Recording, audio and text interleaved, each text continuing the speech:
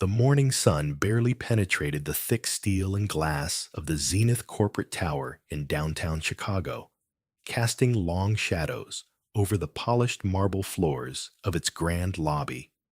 Beneath the gleaming facade of ambition and wealth, a quiet tension simmered, one that whispered louder than the elevator chimes and echoed in the heels clicking crisply across stone.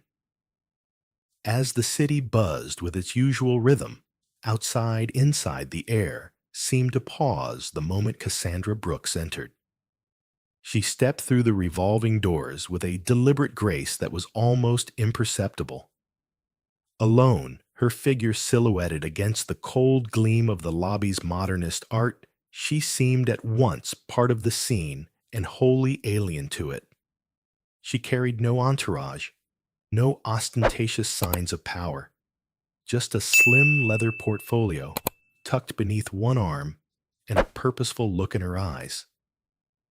The receptionist barely glanced up before returning to her keyboard, but others noticed. They always noticed. Cassandra was a black woman, sharply dressed in a tailored charcoal suit that spoke of quiet power, but bore none of the flashiness that the Zenith boardroom elites favored. Her natural curls were pulled back into a sleek knot, her skin radiant against the sterile white walls. And yet, to those watching from behind glass partitions and along the periphery of the lobby, she was a question mark, an anomaly, a woman who didn't fit into the neat categories they'd constructed for success in this world. They didn't know her name. They didn't care to. But she wasn't there to be seen. She was there to be heard. As she approached the elevator bank, a pair of executives in tailored navy suits exited, hastily murmuring about closing deals and dinner reservations. One of them, a tall man with graying temples, glanced at her with a flicker of recognition. Or was it suspicion?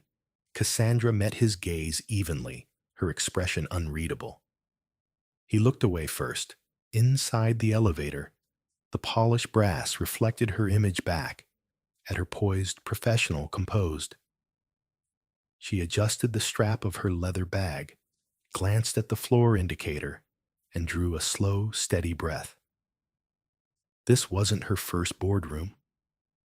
It wasn't her first time walking into a space where her presence alone challenged assumptions. But it was the first time she was carrying data, real, undeniable proof that could change everything. Up on the 58th floor, the Zenith corporate boardroom awaited, a room where billion-dollar decisions were made with the flick of a pen, where polished smiles concealed sharpened knives, and where the unspoken rules of power were enforced not with fists, but with exclusion. Cassandra had seen it before, the way meetings were steered by those whose voices filled the room before they even spoke, the way proposals were weighed not on merit, but on who delivered them. But today, she wasn't here to plead for approval. She was here to deliver a proposal that had already passed through federal review, a plan for a sustainable infrastructure overhaul that could reshape entire communities. It was ambitious, data-backed, and meticulously constructed, and yet she knew the risk. She knew that when she stepped into that room, her skin, her gender, her status as a single mother, all would walk in before her credentials. The elevator slowed its mechanical hum, a prelude to the silence waiting beyond the doors. Cassandra straightened her spine, lifted her chin, and as the doors opened, she stepped onto the executive floor with a confidence that masked the quiet fury coiling beneath her calm exterior. The hallway was hushed, carpeted, lined with abstract paintings and glass walls, behind which senior executives conferred in low voices. A few glanced up as she passed, their expressions momentarily curious, then dismissive. They saw the slim portfolio, the understated heels, the woman walking alone without a badge of corporate insignia, and they drew their conclusions. She approached the main reception for the executive suite were a woman with a tight bun and a nameplate that read Lauren Green. Strategy lead was engaged in a hushed conversation with an assistant. Lauren's voice dropped when she saw Cassandra. "Can I help you?" She asked, her tone polite, but laced with the faintest edge of condescension. Cassandra held her gaze. "I'm here for the 9:00 a.m. meeting with the Zenith Board regarding EcoStream." Lauren's brows twitched ever so slightly. EcoStream. That's... She caught herself, glanced at the screen in front of her, and plastered on a professional smile. "Of course. Please wait here." Cassandra nodded, her face impassive. But she noticed everything: the whispered exchange, the sidelong glance, the subtle tightening of posture. This wasn't new. It was the same choreography she had faced in every room where her worth had been questioned before her words were even heard. But what they didn't know, what they couldn't see, was the quiet strength in her, the weight of data and strategy and lived experience she carried with her. They didn't know that today she wasn't here to ask for permission. She was here to test the boundaries of their assumptions. And as she sat down in the waiting area, legs crossed, portfolio on her lap, she let the silence settle around her like armor. Outside, the city stretched its steel and glass toward the sky, oblivious to the storm that was gathering quietly inside these walls. They didn't know it yet, but by the time the sun set over Chicago that evening, everything in this building, every assumption, every rule, every hierarchy would shift. And it would all start with her. The clock on the executive floor ticked softly, marking time and measured heartbeats as Cassandra Brooks sat poised in the waiting lounge outside the Zenith boardroom. Every minute that passed without acknowledgement wasn't just a delay. It was a deliberate statement. They knew she was here. Her appointment was confirmed. Yet as the seconds dragged into minutes, the air grew heavier with the weight of calculated neglect. Finally, a slender woman in an impeccable navy dress emerged from behind the frosted glass door. "Ms. Brooks," she said crisply, as though just now discovering her presence. "We're ready for you." Cassandra rose without haste, gathering her portfolio. Her smile, subtle and reserved, did not betray the flicker of fire rising in her chest. She followed the woman down a corridor of framed accolades and industry awards that lined the walls like silent sentinels of power. The corridor opened into the Zenith boardroom, a cathedral of corporate ambition, with a long, polished table at its center. Floor-to-ceiling windows offered a panoramic view of Chicago's steel and glass skyline. But it was the human landscape that Cassandra noted first. Around the table sat a dozen executives, men and women, but mostly men, dressed in suits that whispered wealth and authority. Their faces were practiced masks of professionalism, but behind their eyes lingered the subtle gleam of condescension. At the head of the table sat Alan Whitmore, Zenith's CEO, a man whose reputation for ruthlessness preceded him like the shadow of a skyscraper at dusk. He rose briefly, his smile thin and perfunctory. "Ms. Brooks, welcome. Please have a seat." Cassandra took the seat reserved for her near the middle of the table. The subtlety of the placement was not lost on her, neither at the head nor at the farthest end, but just close enough to be acknowledged while still peripheral. She laid her portfolio on the table and met the eyes of the board members with calm clarity. "We understand you've prepared a proposal," Whitmore said smoothly, his voice a practiced baritone that filled the room with authority. "We're eager to hear your ideas." Cassandra's voice was steady, her words deliberate as she outlined the key elements of her EcoStream initiative. She spoke of scalable, renewable energy solutions, of federal partnerships, of data-backed projections for long-term growth and sustainability. The figures were precise, the model airtight, designed to impress, not with flash, but with substance. But as she spoke, she noticed the shifts, the subtle exchanges of glances, the half smiles that didn't reach the eyes, the low hum of whispered commentary that was just quiet enough to remain plausible deniability. A tall man with a silver tie, Gregory Tate Zenith's chief financial officer, leaned back in his chair. Fingers steepled a smirk playing at the corners of his mouth. "Impressive numbers," he said when she paused. "But I have to ask, have you led an initiative of this scale before? I mean, it's quite ambitious for someone stepping into these circles." Cassandra met his gaze without a flicker of emotion. "I led a federal pilot in Baltimore last year that delivered a $4.2 million return on a $600,000 seed investment. The metrics are in your packets." Tate's smirk deepened, but he said nothing more. Across the table, another board member, a woman named Eleanor Green, tilted her head, her voice dripping with feigned sweetness. "Of course, numbers are one thing, but execution is another. Scaling beyond pilot projects can be complicated, wouldn't you agree?" Cassandra inclined her head slightly. "That's why we've pre-secured regional partnerships and compliance approvals. We're not starting from scratch. This is a strategic expansion, not a gamble." Her words hung in the air, clean and sharp, but the undertone of the room shifted. The polite smiles tightened. The questions grew more pointed, more dismissive. They weren't challenging her model. They were challenging her presence, her right to be in this room, her audacity to speak with authority. It wasn't about data. It was about her. Whitmore leaned forward, folding his hands as if confiding something. "Ms. Brooks, I'm sure you understand. We have to be cautious.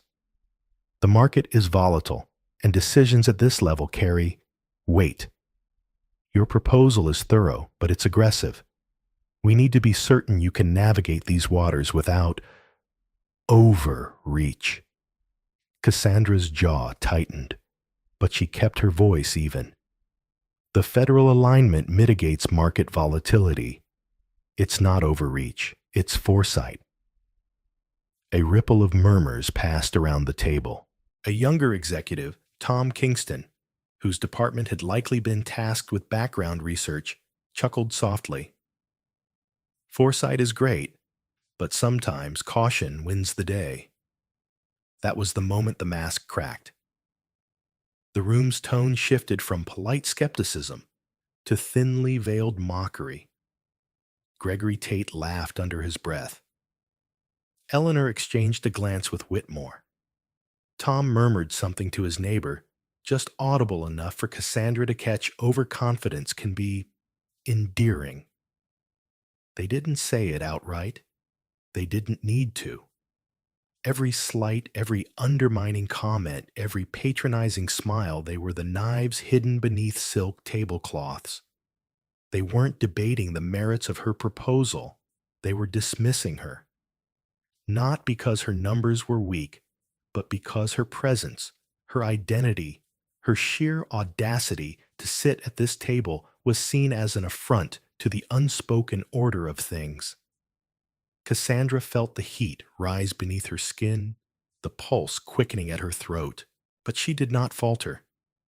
She closed her portfolio with a soft, deliberate click and looked directly at Whitmore. "Thank you for your time," she said, her voice steady as steel. "I trust you've seen enough to make your decision." Whitmore's smile faltered just slightly, but he recovered quickly. "Of course. We'll be in touch." Cassandra stood, gathering her materials. As she turned to leave, she felt the weight of every dismissive glance, every quiet chuckle, every smug smirk. but she also felt something else, a rising, unbreakable clarity. They thought they had played her. They thought they had orchestrated her exit, a quiet, clean dismissal. But they didn't know the game she was playing. And as she stepped back into the corridor, her reflection glinting in the polished glass, she realized they had just handed her the one thing they feared most, an opportunity to show them exactly how mistaken they were. The city lights had begun to blur into a shifting mosaic as Cassandra Brooks sat in the back seat of the town car that sped through the rain-slicked streets. The Zenith executive's dismissive laughter still echoed faintly in her mind, but it was like distant thunder compared to the storm gathering within her. The humiliation in that boardroom was not unfamiliar. It was the sharpened, familiar blade of a system that mistook her silence for acquiescence. But this time, it had underestimated the resilience coiled beneath her poised exterior. The car pulled to a stop at a nondescript office tower, its only sign a discreet brass plate reading Federal Oversight Liaison Office, Chicago Division.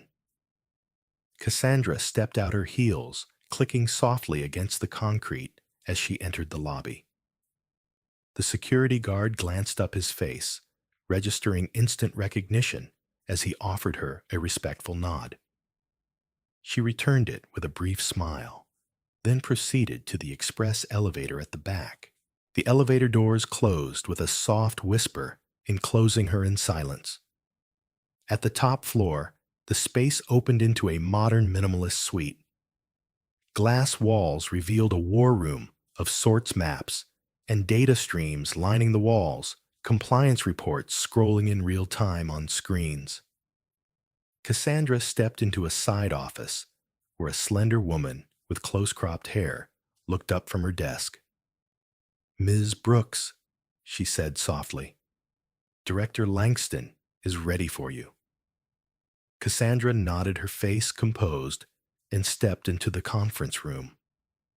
Inside, the director of the Department of Energy's Federal Infrastructure Alignment Task Force sat at the head of the table. Langston was a man whose quiet demeanor belied the immense influence he wielded. He rose as Cassandra entered, extending his hand. "Welcome back, Cassandra," he said, his voice warm but edged with the formality of high stakes. "We've been watching closely." She accepted his handshake, her posture both graceful and unyielding. "Thank you, Director," she replied. "I assume you've seen the preliminary reports from the Zenith meeting." Langston gestured to the stack of files in front of him. "I have. And I must say, it's even more revealing than we anticipated. Their dismissal of your proposal wasn't merely a business decision, it's a case study in systemic exclusion." Cassandra's eyes flickered, but her voice remained calm. They underestimated the stakes. They thought they were dismissing a single mother with an ambitious idea. They didn't know they were turning away the federal liaison for the next phase of the Green Horizon Initiative. Langston's mouth tightened into a thin line. "The way they handled you is an embarrassment, but it's also a gift. You've exposed the rot beneath their polished surface. And now, we're prepared to act." For months, Cassandra had operated quietly behind the scenes, meticulously building her portfolio, securing partnerships, and preparing the federal alignment documentation. What Zenith's board had failed to grasp was that her presence at the table wasn't a pitch, it was an evaluation. The $300 million infrastructure partnership they believed they controlled was, in truth, contingent upon her assessment of their eligibility and integrity, and they had failed. Langston slid a heavy folder across the table. Inside were detailed compliance reports, transcripts, and recorded exchanges from the meeting. Cassandra flipped through them, her expression unreadable. I assume the evidence will suffice to justify their removal from the program. Langston nodded. It does. Effective immediately, Zenith is disqualified from federal consideration. Their behavior violated multiple clauses in the compliance agreement, particularly concerning equitable access and anti-discrimination protocols. Cassandra exhaled slowly, her fingers brushing the folder's edge. They played themselves, she murmured, almost to herself. Then she straightened, her voice steady. I'll prepare the formal statement for release. But first, I have one more meeting. Langston's brow lifted. You're returning to Zenith. She met his gaze with quiet steel. Not as Cassandra Brooks, the hopeful entrepreneur. As Cassandra Brooks, the federal compliance lead for Green Horizon. Langston's smile was fleeting, but approving. Then let them see the full measure of the power they dismissed. Hours later, Cassandra re-entered Zenith's glass tower, her presence as quiet and commanding as the first time, but this time the atmosphere shifted the moment she stepped through the doors. The receptionist, previously disinterested, now stiffened at her approach. Ms. Brooks, she stammered. Mr. Whitmore's team. They'll see me now, Cassandra said calmly, flashing the authorization badge she hadn't revealed before, its emblem gleaming with the seal of the Department of Energy. The badge's simple red stripe marked her as the key compliance officer for federal contracts, a symbol of authority that no boardroom smirk could erase. The elevator carried her smoothly upward, and when the doors opened, a hush fell across the floor. Executives turned, expressions shifting from polite surprise to dawning panic. Cassandra stepped out, her portfolio tucked under one arm, and made her way to the boardroom with a purposeful grace. Whitmore stood at the head of the table, his face blanching as she approached. Miss Brooks, he began, his tone straining for control. We weren't expecting. You should have been, she interrupted, her voice low but unwavering. As of this morning, I am authorized to deliver final decisions on federal eligibility for the Green Horizon Initiative. Your firm's conduct has been reviewed. The outcome is disqualification, effective immediately. The silence was absolute. The polished table reflected the stunned faces of the executives, their composure crumbling like a fragile veneer. Cassandra held their gaze, her voice clear. You dismissed me, not because of my data, but because you couldn't see past your own assumptions. And now, you'll face the consequences, not of your disbelief, but of your arrogance. She laid the formal documentation on the table, her movements deliberate. This is no longer a discussion. It's a verdict. As she turned and walked from the room, leaving behind the stunned silence of shattered egos and collapsed ambitions, Cassandra felt a profound stillness settle over her. The storm had not passed. It had merely revealed its true center. And she stood there unshaken in the eye of its quiet, devastating power. The elevator's gentle descent felt almost too slow for the weight Cassandra Brooks carried. Yet as each floor slipped by, the tension didn't fade, it crystallized. When the polished doors opened onto the lobby of Zenith Tower, the air hung heavy with unspoken tension. The receptionist at the front desk, who had once offered only condescending glances, now straightened, as if uncertain how to greet her. Cassandra returned the gaze with an inscrutable calm before moving steadily toward the exit. Outside, the city's pulse continued, unabated cars streaming past, people moving with purpose, oblivious to the quiet implosion occurring within the building behind her. But Cassandra felt it like a distant thunderclap, one that would reverberate long after she had left.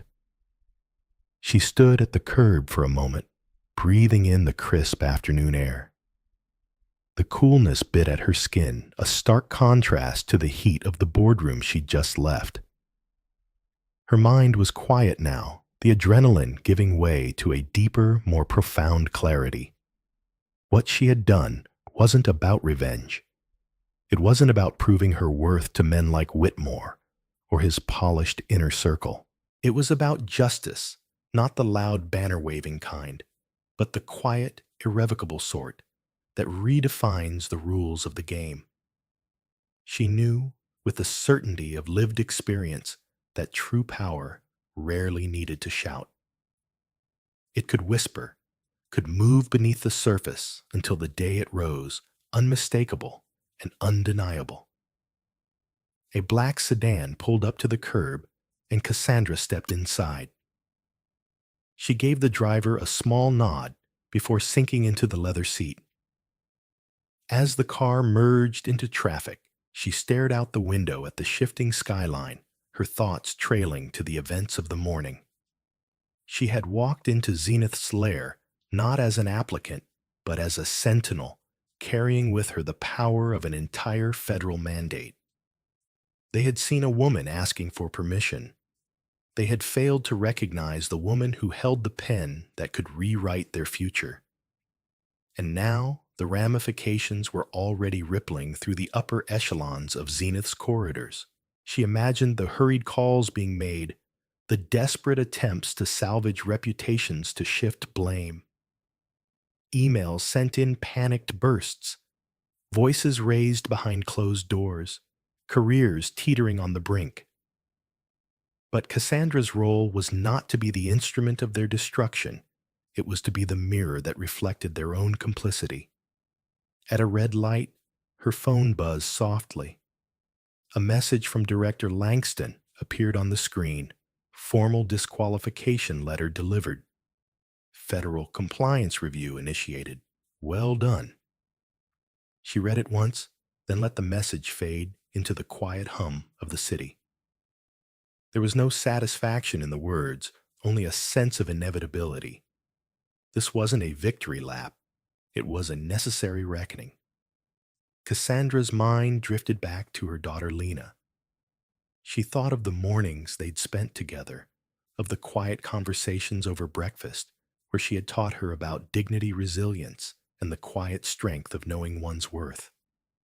Lena, too, would one day face rooms filled with subtle slights and disguised scorn, but she would walk in with her head high, carrying not just her own legacy, but the lessons Cassandra had fought so hard to embody. Today's reckoning wasn't just for Cassandra. It was for every woman, every person who had ever been reduced to silence in the face of systemic arrogance.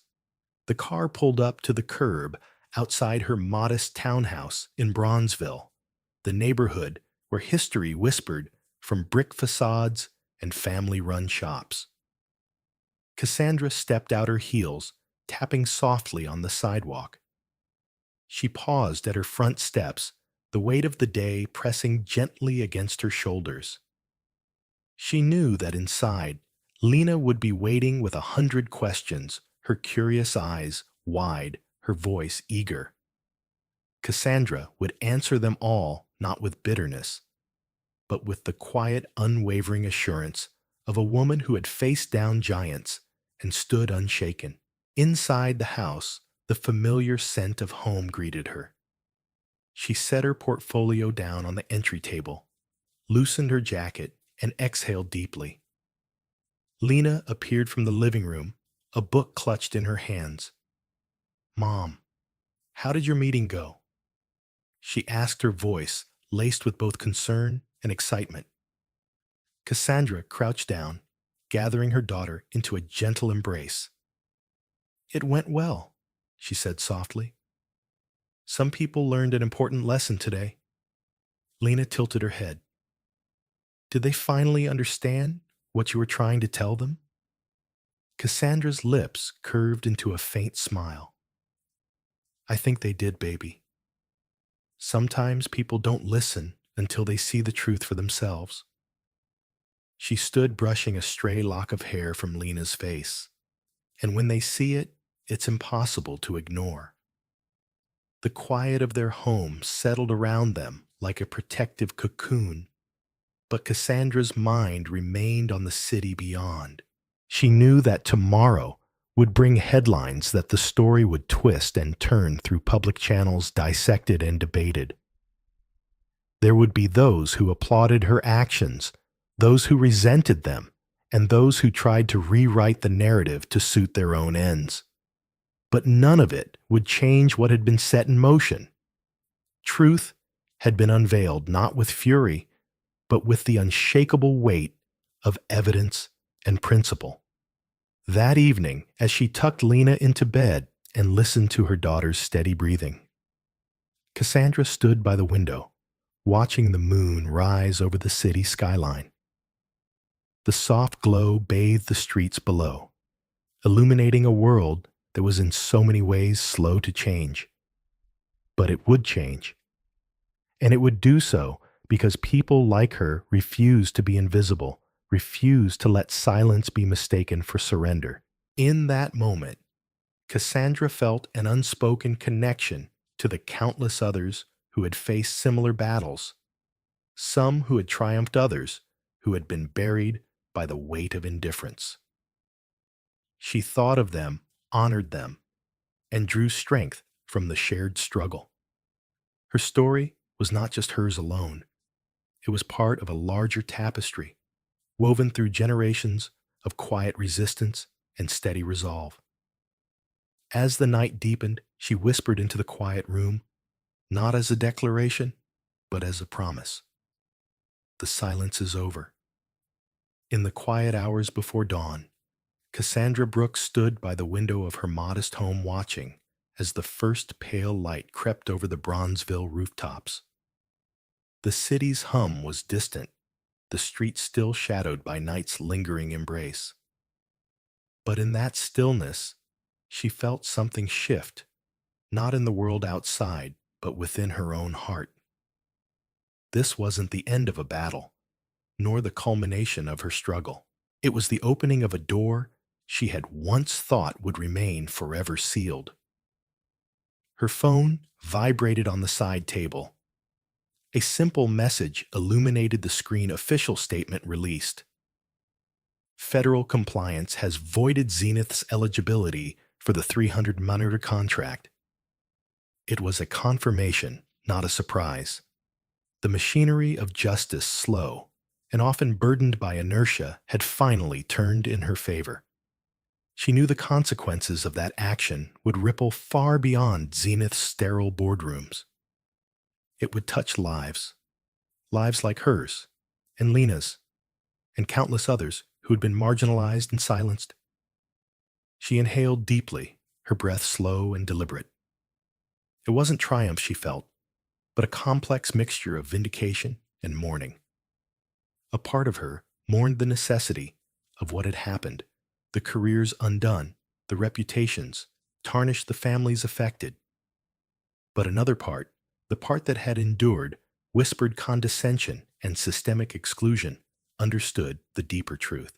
This wasn't about retribution.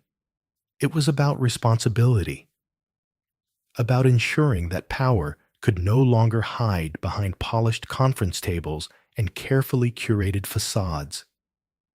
Downstairs, Lena stirred her small voice, calling softly from her room. Cassandra moved without hesitation, descending the stairs and entering her daughter's room, where sunlight now streaked through the blinds, casting long lines across the floor. Lena blinked up at her sleep, still clinging to her lashes. "Did they listen, Mama?" she asked, her voice tentative. Cassandra sat on the edge of the bed, brushing a hand gently across Lena's curls. "They did," she said quietly, "but not because I spoke louder, because I made them see what they tried to ignore." Lena's eyes shone with a mixture of pride and understanding, her young mind grappling with the enormity of her mother's battle. "Does that mean you won?" she asked. Cassandra smiled faintly. It's not about winning or losing, baby. It's about standing up, even when it's hard, even when you're scared, and it's about making sure the truth gets seen. They sat there in a silence that felt sacred as the weight of Cassandra's words settled between them. She thought of the emails and calls that would undoubtedly flood her inbox today, of the apologies from those who once dismissed her and the strategic overtures from firms eager to align with her integrity now that the tides had shifted. She thought of the quiet allies like Thomas Wren, who had recognized her worth before it became undeniable, and she thought of those still trapped in systems that rewarded silence over courage. Rising from the bed, she glanced once more at the morning light spilling across the room. She didn't know what the next steps would look like, but she was certain of one thing: she would no longer ask permission to be heard. Whether in boardrooms or classrooms, whether standing alone or leading a chorus of voices, she would carry this moment forward, not as a badge of victory, but as a torch of resolve. Later that day, as the news of Zenith's downfall spread across industry wires and social media, Cassandra sat with Lena on their front stoop, sharing ice cream cones beneath a sky that had finally cleared of storm clouds. Passers-by glanced their way, some with recognition, others with curiosity, but Cassandra's gaze remained steady, her focus not on the whispers, but on the simple joy of that moment. "Are you going to keep fighting?" Lena asked, her voice small but certain. Cassandra looked down at her daughter, her eyes shining with quiet determination. "Yes," she said softly, "but this time I won't be fighting alone." As the sun dipped lower in the sky, painting the city in hues of gold and amber, Cassandra felt the weight of her journey lift slightly from her shoulders. It wasn't over. It might never be. But for the first time, she felt the possibility of a world where standing firm wasn't just an act of defiance, it was a step toward something better, something lasting. And as dusk settled over Bronzeville, she knew with quiet certainty that while the road ahead was long, it was no longer one she would walk in shadows. It was a new dawn, not for redemption or ruin, but for resilience, for truth, and for the quiet, unbreakable power of being seen. Cassandra Brooks' journey is one of quiet but relentless defiance against systemic exclusion, revealing the power of unwavering dignity and truth in the face of corporate indifference. From the moment she stepped into the marble-floored lobby of Zenith Capital, she knew she would not be seen for her accomplishments or expertise. Her presence, a black single mother holding a meticulously prepared proposal, was met with thinly veiled disdain and deliberate obstacles. Yet Cassandra didn't retreat.